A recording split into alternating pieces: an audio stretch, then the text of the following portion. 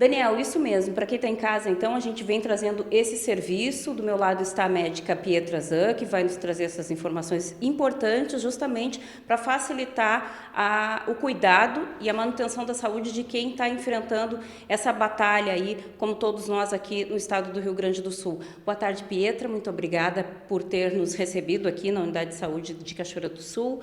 Primeira pergunta que eu quero te fazer é com relação às pessoas que necessariamente estão tendo contato com a água da enchente, como se proteger. A gente sabe que existe o risco de contaminação, né? E até a aquisição de doenças por meio dessa água contaminada. Bom, a gente sabe que o ideal é que as pessoas tentem evitar o máximo possível o contato com as águas de enchente, né? Elas são potencialmente contaminadas, sim, né? Agora, claro, com as pessoas voltando às suas casas, a gente sabe que a própria limpeza vai dificultar um pouco essa restrição de acesso, né, à água contaminada. Então, a gente tem que se proteger como a gente pode, né? Para fazer a limpeza, o ideal é que se use bota, né? E luva, também máscara no rosto, mas quem não tiver esses acessórios pode usar sacos plásticos duplicados, tanto nos pés quanto nas mãos. Utilizar máscara também é super importante nesse momento. Com relação, inclusive, a ferimentos que eventualmente tenham acontecido, e a gente sabe que isso é bem comum, principalmente nessas movimentações aí de mobiliário, enfim, protege também o ferimento.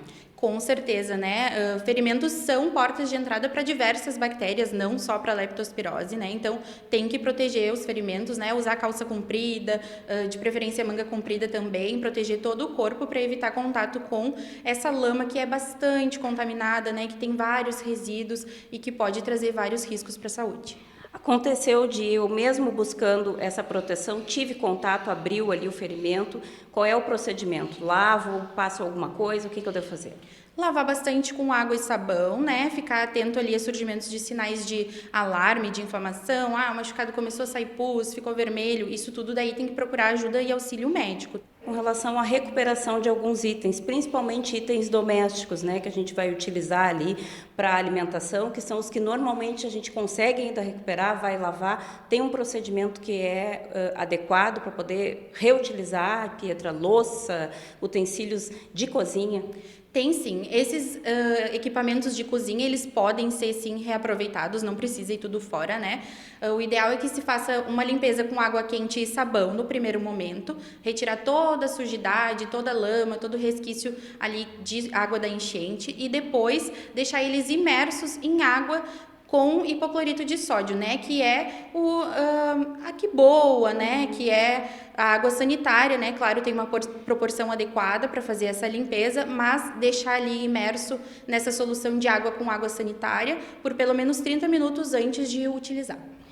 E essa mesma medida, né, de utilização da água sanitária pode ser um recurso para essa outra problemática que a gente está enfrentando, que é a falta de abastecimento. Então, a gente vê aí bicas, águas que vêm de poços artesianos. A gente não tem muita segurança no uso dessa água. A água sanitária é um recurso para garantir mais qualidade, para que essa água sirva para o nosso consumo seguro? Sim, com certeza, né? A gente vê hoje um desabastecimento de água nas cidades, né? E tem muitas pessoas que acabam utilizando água de bica, de poço artesiano, que a gente sabe que, embora elas pareçam puras, elas podem trazer alguns micro-organismos ali. Então, a gente tem que ter um certo cuidado. O ideal, então, é ou tu ferve e coa a água, né? Deixa ferver ali por 5 minutos, né? Com coador também.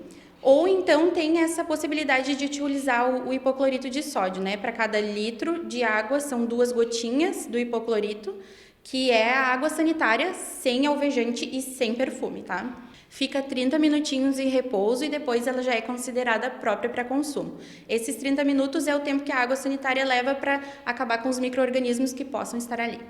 O ideal, então, é não consumir essa água que a gente pega em poço artesiano, em bica, até a própria água da chuva, que tem servido de recurso nesse desespero de desabastecimento, mas esses são os recursos seguros, então. Não se consome água sem antes ferver ou utilizar aí a popular que boa para matar esses bichinhos. Exatamente, né? A gente sabe que o uso de água de fontes alternativas pode acabar trazendo alguns problemas de saúde, como as gastroenterites, as diarreias, né? E aí a gente quer evitar isso a partir do uso da água sanitária e de ferver a água também. O pior medo que existe circulando nesse momento é com relação à leptospirose, né, Pietra? Quais são os sintomas? E existe alguma orientação no sentido de tomar remédio antes para não contrair a doença? Bom, a leptospirose ela é uma doença febril aguda, né? Assim como a dengue, como a influenza. Então, os sintomas nesse primeiro momento podem até se confundir com essas doenças. Ela surge com febre alta, com dor no corpo, principalmente nas panturrilhas, pode ter um certo grau de vermelhidão nos olhos, pode ter náusea, diarreia, né? Dores articulares. Então, é muito importante que se procure atendimento médico para que a gente consiga daí fazer a diferenciação, né? A partir da exposição, do que o paciente vem apresentando, né, tem que procurar atendimento médico. Quanto a essa polêmica da profilaxia, né, o uso de medicação para prevenir que tenha leptospirose, a gente sabe que o próprio Ministério da Saúde, ele contraindica o uso de profilaxia com antibióticos para as grandes massas populacionais, né? A gente não tem nenhuma evidência científica que seja forte o suficiente para respaldar o uso dessa medicação. A gente também tem a nota técnica da Sociedade Brasileira de Infectologia, que também contraindica o uso em grandes massas populacionais e que traz, então, alguns grupos de alto risco que deve ser considerado o uso da profilaxia sob avaliação médica, né? Então, não existe isso de o paciente ir lá na farmácia e querer comprar o remédio sem avaliação de um médico, até porque não pode, né? O antibiótico precisa de receita médica e a gente tem que ser muito criterioso nesse momento para evitar o desabastecimento dessa medicação para as pessoas que realmente vão desenvolver a leptospirose e para evitar a resistência bacteriana também.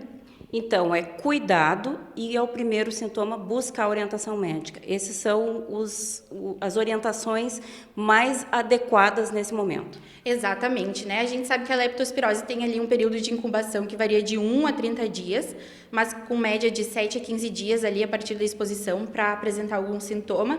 Muito obrigada, Pietra, pelas informações. Obrigada. Quero deixar um recado para a comunidade de tomar bastante cuidado com as águas de enchente e qualquer coisa procurem suas unidades de saúde e seus médicos que a gente está atendendo o pessoal. Tá ótimo, então. Fica a dica aí importante com relação principalmente à questão do desabastecimento.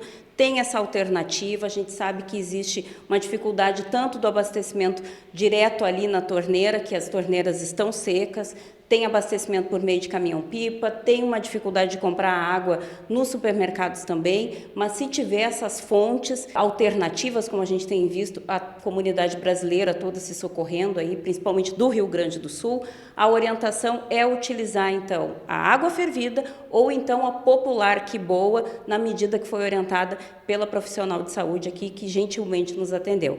De volta contigo aí, Daniel Nunes.